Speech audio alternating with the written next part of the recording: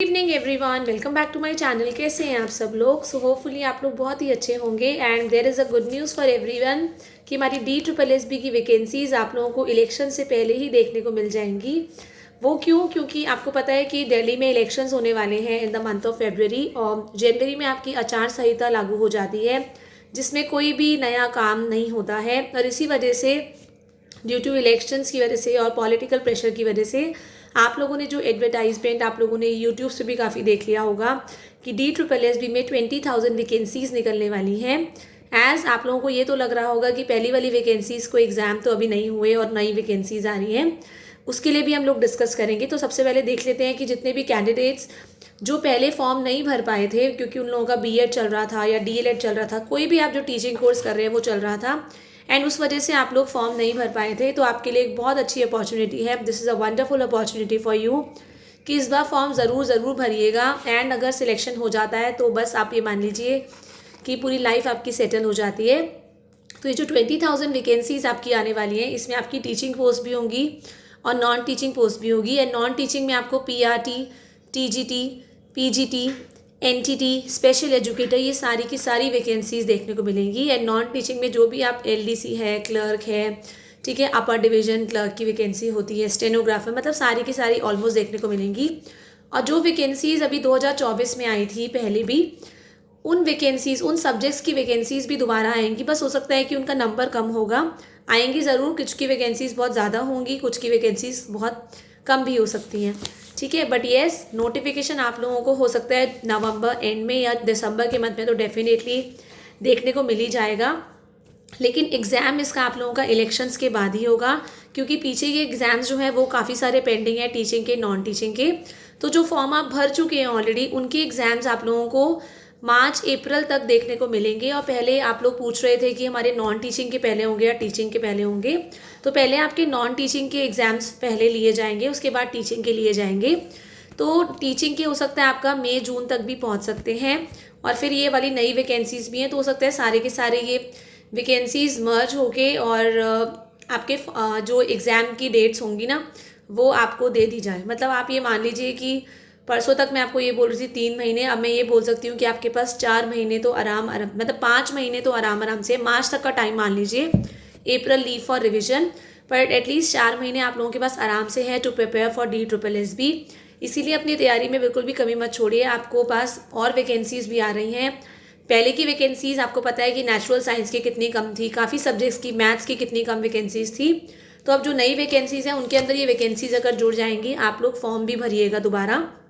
और जो लोग पहले फॉर्म भर चुके थे वो दोबारा से ऑफ कोर्स फॉर्म भर सकते हैं। ऐसा कुछ भी नहीं है कि आपने एक बार फॉर्म भर दिया तो आप नहीं भर सकते हैं। बट येस, आपकी एज उसमें लाए होना ज़रूरी है। एक का आपका डाउट था कि हमारी जो एज होनी चाहिए, अगर मान लो PRT के लिए 30 साल की एज है तो वो ज्वाइनिंग के टाइम पे 30 साल नहीं, आपकी जो फॉर्म की एप्लीकेशन की, फॉर एग्जांपल आपका एप्लीकेशन फॉर्म की डेज जो है 31 दिसंबर 2024 है, तो आप 31 दिसंबर 2024 तक 30 साल के होने चाहिए। अगर आप 30 साल से एक भी दिन ऊपर हो गए तब आप फॉर्म नहीं भर पाएंगे। तो जो आपका डाउट था ना कि ज्वाइनिंग के टाइम पे 30 होनी चाहिए या नहीं, एप्लीकेशन फॉर्म के टाइम पे आपकी 30 साल एज होनी चाहिए। भले ही एग्ज़ाम 6 महीने के बाद होता है, आप 31 साल के हो जाते हैं, पर लेकिन फॉर्म तो आपने 30 साल की एज में ही भरा था, तो आप लोग आराम से ज्वाइन कर सकते हैं। तो ये डाउट होपफुली मैं आप लोगों का क्लियर करने में सक्षम रही हूँ।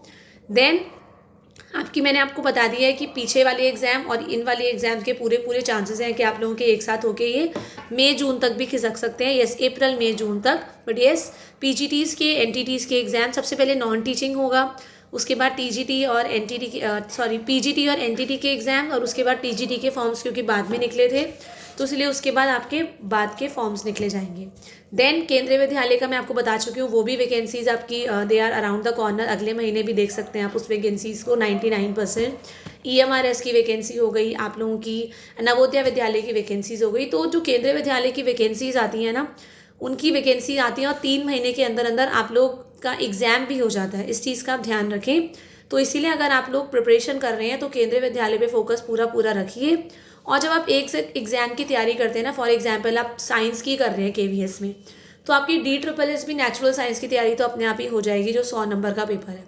तो चाहे आप किसी भी एग्ज़ाम की तैयारी कर रहे हैं, कहीं ना कहीं आपको एक दूसरे में ये हेल्प ज़रूर देते हैं एग्ज़ाम। तो इस बात का आप लोग ध्यान रखेंगे, ठीक है। नेक्स्ट आप लोगों को इस चीज़ का ध्यान रखना है, इन ज्वाइनिंग की बात करें तो 2025 में जब ये लोग एग्ज़ाम ही लेंगे तो ज्वाइनिंग तो हो सकता है 2026 तक भी चली जाए ये। तो ये पूरा मतलब अगला साल जो है ना, इनका एग्ज़ाम लेने में ही निकल जाएगा DSSB का एक्चुअली में, क्योंकि DSSB बहुत सारे एग्ज़ाम्स कंडक्ट कराता है। इसीलिए आप ये मान लीजिए अगले साल तो कोई ज्वाइनिंग नहीं मिलने वाली है। जो आपका एक आपने देखा भी होगा मार्च 2025 तक ज्वाइनिंग, अभी तो एग्ज़ाम ही नहीं हुए तो ज्वाइनिंग कहाँ से होगी। तो आप ये मान के चलिए जो एग्ज़ाम अगले साल होने वाले हैं उनकी ज्वाइनिंग आपको 2026 में ही देखने को मिलेगी। इसलिए और आपको पता है DSSB का सिलेबस भी होता है वो हार्ड होता है as compare to KVS NVS, hard होता है और आई थिंक इलॉजिकल भी थोड़ा सा होता है, क्योंकि काफ़ी ज़्यादा मतलब हार्ड सिलेबस दे रखा है। मैथ्स का सिलेबस बहुत हार्ड है, बहुत ग्रेजुएशन लेवल के टॉपिक्स हैं उसमें। आपका PGT इकोनॉमिक्स का सिलेबस बहुत हार्ड है। नेचुरल साइंस का सिलेबस तो फिर भी बेटर है, आप लोग आराम से प्रिपरेशन कर सकते हैं। एंड अभी आप सिलेबस के अकॉर्डिंगली जाइए, बट येस इतना पूरा डिट्टो भी सिलेबस के अकॉर्डिंगली जो आपको लग रहा है कि थॉटफुल, एटलीस्ट अगर आप PGT की तैयारी कर रहे हैं तो 12th तक का तो आपका पूरा कंटेंट आपको आना चाहिए, थोड़ा बहुत ग्रेजुएशन का भी आना चाहिए। वो थोड़ा सा हार्ड DSSB KVS NVS से EMRS से थोड़ा सा हार्ड सिलेबस बनाता है, क्योंकि इसमें कंपटीशन बहुत ज़्यादा हाई होता है। तो जनरली उनका यही रहता है कि अगर जितने कैंडिडेट्स फेल हो जाएं तो उतना अच्छा, उनको सिलेक्शन में बहुत आसानी हो जाती है।